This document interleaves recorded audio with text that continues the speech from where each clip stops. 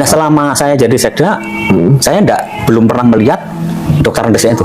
Kalau Bapak melihatnya Pak Jokowi kasihan ya dipermainkan seperti ini oleh Saya kasihan, Pak. mungkin orang-orang sekitarnya ya. Mereka diundang, Pak, dari Pacitan, dari Ponorogo, dari mana itu berbis-bis datang untuk menyambut mereka sehingga punya kesan Jokowi itu sangat dicintai rakyat. Gibran kok tahu-tahu jadi wali kota. Kalau Gibran tuh mungkin nyalon RT aja nggak mungkin jadi kan. Pemda kerja di Pemda itu nggak pernah Jokowi itu berbicara mengenai UGM apa yang lainnya. Saya udah ingatkan bahwa itu salah, Pak, karena itu sedang dalam sengketa. Keluarin dana APBD itu walaupun tidak besar, tapi itu nyalahi aturan. Jadi tukang kayu terus jadi birokrasi di Pemda. Jadi sama sekali pengalaman pemerintahnya tidak ada. Nah, itu yang saya sayangkan ya. Saya sayangkan karena bagaimanapun dulu baru jadi wali kota sebegitu baik dan saya dengan dia kayak kakak adik lah, baik sekali. Peneliti pendidikan. Iya. Nah, Pak Supradi ini pernah menjadi sekda di Kota Solo ya, Pak? Iya, betul. Di zaman pemerintahan siapa itu, Pak? Pemerintahannya Jokowi. Oke, selama berapa tahun, Pak? Saya selama 3 tahun lah, kurang sebulan, kurang 2 bulan sekitar. Iya, sekitar gitu ya. Berarti banyak Pak ya di seorang sekda itu kan sangat diandalkan ya oleh wali kotanya untuk segala keperluan pemerintahannya. Ya, kalau diandalkan bisa juga, tapi memang dapurnya pemerintahan di Pemda itu kan ya di sekretaris daerahnya. Ya, sering nggak sih Pak Jokowi dulu meminta pertimbangan atau meminta nasihat? Kan Bapak lebih senior. Ya, sering banyak pertimbangan, apalagi kan beliau kan baru waktu itu dari usaha mebel, jadi tukang kayu, terus jadi birokrasi di Pemda. Jadi sama sekali pengalaman pemerintahnya nggak ada waktu itu. Oke. Nah, waktu itu terus diminta sama Pak Miono, Pak D-nya itu, begitu sudah pilihan dia jadi, tapi belum pelantikan. Saya dan Pak Miono sama saya dan Jokowi sama Pak Miono diundang ke hotel Asia namanya Di Solo. di Solo. Nah, di sana ditemukan saya, Jokowi, Pak Miono, istrinya Pak Miono waktu itu. Nah, Pak Miono itu pengusaha mebel yang paling besar waktu itu di Solo. Dia udah ekspor waktu itu. Nah, habis selesai ketemu itu cuma pesan yang disampaikan oleh Pak Miono itu cuma satu. Jok, kamu itu orang pedagang bukan birokrasi.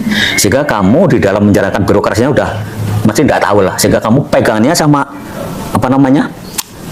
Ikat pinggangnya Pak Pradeja lah, Indonesia. Tapi kalau Jawanya kan pegangan sabue Pak Jokowi, Pak Pradeja. Karena dia yang orang pemerintahan. Udah nggak usah macam-macaman. Nah, instruksi begitu dari Pak D-nya itu. Nah, jadi waktu zaman pemerintahan dia banyak sering kayak gini, bagaimana kayak gini ya, karena dia waktu itu ya belum punya pengalaman di dunia birokrasi. Contoh misalnya memutasi PNS gitu mungkin ya? Kayak mutasi PNS ya, termasuk mungkin udah pernah saya sampaikan juga anggaran. Karena ketua tim anggaran kan Pemda di sekda toh. Betul. Jadi, wali kota itu cuma di dalam kebijakan politisnya saja. Iya, sehingga jangan sampai terkena blunder lah ya, jangan sampai blunder dan akhirnya kena kasus gitu kan. Iya, memang begitu. Jadi termasuk pemberian bantuan untuk sosial, bansos itu dia waktu itu memang dia sering ngomongnya kayak gini, gimana Pak. Sering. Jadi saya sering bertukar pikiran lah. Kalau konsultasi mungkin tidak benar juga ya, karena dia wali kota, saya sekdanya, sekedar ngomong-ngomong kayak gini, baiknya gimana Pak? Dalam ini hierarkinya sebenarnya di bawah ya, tapi diminta pikirannya kan boleh konsultasinya. Nah, lalu Pak, dan juga anda bisa di sekda itu di bawah wali kota sebelumnya enggak juga, karena wali kota bupati itu adalah pemimpin yang dari politik. Yang anak buah birokrasi itu adalah induknya kan sekda. Oke.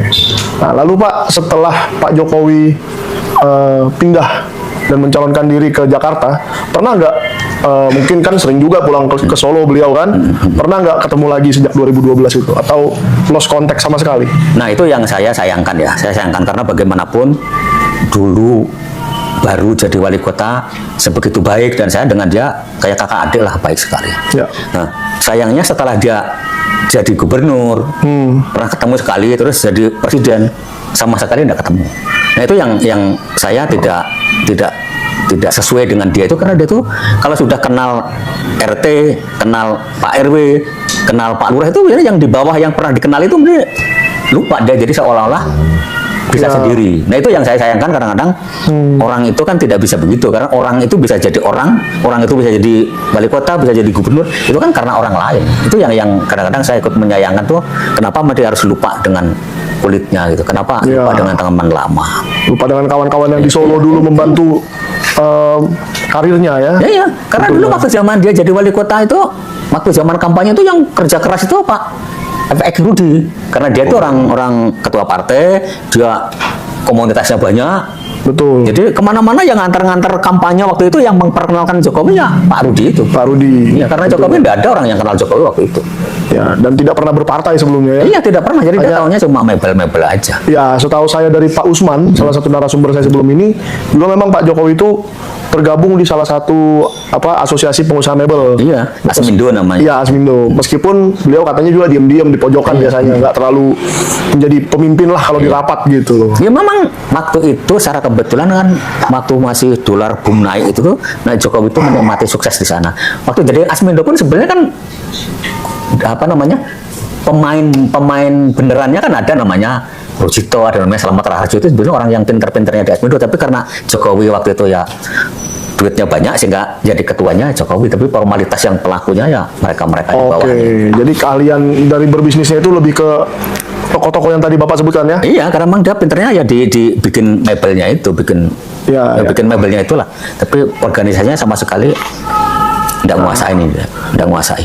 Lalu Pak, kalau mengingat-ingat nih dari waktu Pak Jokowi menjadi wali kota, pernah nggak Bapak ikuti yang kunjungan Pak Jokowi ke Sritex? Yang di pabrik itu kan ramai sekali. Waktu itu belum, karena gini, waktu zaman berkunjung ke Sritex akhir-akhir ini sebelum Sritex jatuh, saya udah pensiun saya. Oh, udah pensiun Pak ya? Pensiun, ya. Dan kunjungan ke Sritex sebetulnya sudah eranya si Gibran itu. Oke teman-teman, kembali lagi bersama saya di channel ini. Teman-teman pastikan sudah melihat cuplikan video di atas bahwasanya proses dan adili Jokowi dan menteri-menteri yang terlibat dalam kejahatan dan ketidakjujuran. Nah, baru adem ayem dan makmur ya. Sangat memalukan dunia negara terbesar Indonesia menyelesaikan kasus ijazah nggak bisa. Nah, jangan keras-keras ya, Pak, takutnya otak termul yang somplak makin hancur. Jangan biarkan termul sadar jadi penjilat. Nah, kepolisian harus berani melepas Jokowi, sudah tinggalkan aja agar kepolisian memang netral, bebas dari hal-hal negatif. Nah, teman-teman, kita lihat di sini juga bahwasanya kebenaran akan menemukan jalannya sendiri. Ya, bahkan dari sebagai aparat negeri ini terjadi krisis atau kejujuran. Nah, sahabat apapun kalau aturan dilanggar, lambat laun akan tumbang juga. Nah, buat Bapak Presiden Prabowo, Pak Presiden cuma satu kali bertindak, selesai ini persoalan bangsa. Ya, masalah ijazah Jokowi ini tolong selesaikan. Karena Bapak bisa berhak untuk menyelesaikan itu. Jangan pernah takut ya. Soal ijazah itu sebenarnya harus diselesaikan secara hukum. Ya. Kenapa Jokowi telah mempermainkan negara kita selama 10 tahun sejak dia menjabat jadi presiden.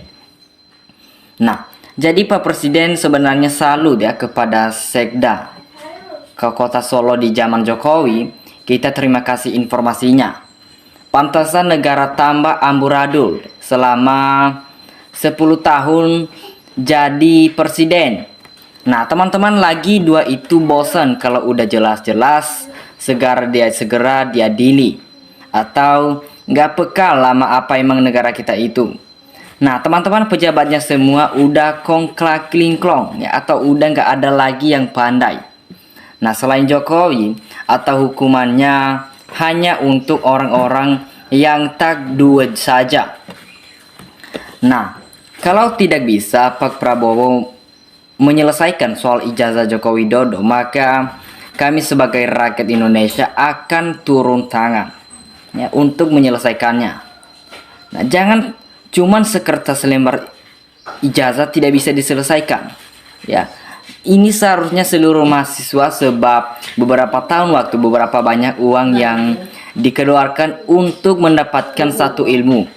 Ya, itu keahlian yang dibuktikan dengan ijazah. Kita suarakan supaya ijazah aslinya keluarkan, kalau tidak punya katakan tidak punya. Nah, Jokowi ini sebenarnya kita lihat dari sisi keadilan, dia itu tidak ada ijazahnya. Ya, kalau ada ijazahnya dari dulu pun dia sudah tunjukkan ke publik. Nah, tapi karena tidak ada, maka dia takut untuk menunjukkan. Nah, kerja wali kota Solo dulu dan banyak surat-surat lainnya yang tanda tangan. Ya, pasti banyak wali kota dan di situ ditulis nama lengkap dan gelar kerjasaannya secara jelas atau tidak sulit seharusnya. Bila benar waktu itu gelarnya DRS dan bukan IR, jelas ijazah Jokowi bermasalah alias palsu, maka harus dikenakan sebagai yang berlaku. Nah, oke teman-teman, sebenarnya memang betul palsu punya uang hukum. Parcok dikuasai, mudah-mudahan ya sampai kiamat nggak mungkin berani menunjukkan ijazahnya. Nah, Jokowi kurasa tak mungkin tunjukkan ijazahnya asli. Memang tak punya, dia mengulur waktu untuk mencari celah. Nah, kita lihat di sini juga bahwasanya penegak hukum di negeri ini, di mana keadilan kelayan, maka gaji dari rakyat bukan dari temur pribadi. Ya, jadi sadarlah, ingat, berhentilah kekhianat, segera bertobat sebelum sekarat hidup di hanya sekajat atau lama lagi pindah ke kampung akhirat. Nah, buat juga anaknya Gibran, tolong Gibran mundur saja. Ya, kami sebagai masyarakat Indonesia, kami itu sering ya institusi lulusnya Jokowi menjelaskan ijazah asli. Nah, lalu bayinya nggak usah diperpanjang lagi ijazah asli dikeluarkan UGM. Nggak usah repot-repot, siapapun yang berhak mengatakan atau mengomentari apapun titik. Cuman curiga aja dulu, petugas KPU-nya diduga pada mati. Mau ngaku dan terlambat, kepalang basah ngaku remuk dan ngaku anjur, rakyat sendiri yang harus bergerak. Nah, bila masuk gorong-gorong itu cari ide bagaimana duit negara dapat ya Kapolri, Kejaksaan, KPK mereka harus diserami duit hasil maling biar aman. Nah, teman-teman, negara sebesar NKRI, Negara Kesatuan Republik Indonesia, hukum dibuat gak berdaya, hukum dibuat melempe atau saat hadapi selembar kertas ijazah dan lebih 5 tahun hingga kini belum ada keputusan untuk menyelesaikannya. Nah, diperlukan kegalauan atau karena kebohongan akan ditutup dengan kebohongan dan terus-menerus dari sabji sawi. Kebohongan semakin akhirnya jadi sebesar Indonesia, tidak menutup kemungkinan mendunia. Nah, termul Jokowi tidak punya ijazah, ya adanya ijabsah, sekali lagi ijabsah. Nah, di alam kehidupan ini pasti ada yang namanya konflik. Kenapa siang dan malam tidak berkonflik? Yang ada hanya di alam manusia dan hewan. Pohon-pohon tenang saja. Kalau uang banyak, semua bisa diatur. Ya, jadi sangat dibutuhkan semua orang. Nah, dosa itu di belakang, bahagia dulu. Dunia akan mengetahui bahwa dia orang nomor 1, gampang semua. Nah, Jokowi ini sebenarnya karena dia punya uang sebanyak-banyaknya, bahkan tidak bisa dihitung, maka dia mempermainkan hukum di negara kita ini. Ya, nasib sudah menjadi bubur. Kesalahan terbesar ada di partai pengusungnya untuk pertama kalinya sekarang berani nggak partai tersebut untuk mengakui kesalahannya dan menyeret kadernya tersebut ke ranah hukum. Nah, sudah banyak yang sadar akan kebenaran itu, semua sudah jelas, apalagi yang diragu-ragukan. Semoga termul-termul cepat bertobat. Tobat artinya berdamai kepada Tuhan, dengan sesama dan dengan lingkungan. Janganlah termul-termul seperti Andi Azwar, berbuat dosa dengan berkata dusta. Dosa artinya menunjukkan diri dengan Tuhan. Katakan bernamai dengan Tuhan, dengan sesama manusia dan alam lingkungan sekitar kita. Nah, teman-teman, kita lihat di sini juga bahwasanya Indonesia ini ingin dihancurkan oleh suatu organisasi. Kemungkinan PKI melalui oligarki agar dapat tercapai. Atau maka dengan segala macam cara mencari seseorang untuk dapat dijadikan pemimpin.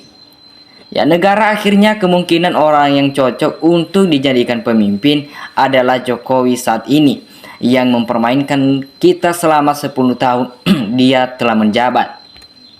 Nah, kemungkinan besar temanku banyak SD korban termul unik banget, sumpah nalarnya rata-rata di bawah standar. Nah, temukan banyak jadi korban termul unik banget, sumpah nalarnya daya rusakan luar biasa untuk negara ini, memberikan dampaknya bermain politik pecah belah. Oke teman-teman, itu saja dimanapun kalian berada. Kasih tanggapan kalian di dalam komentar. Terima kasih.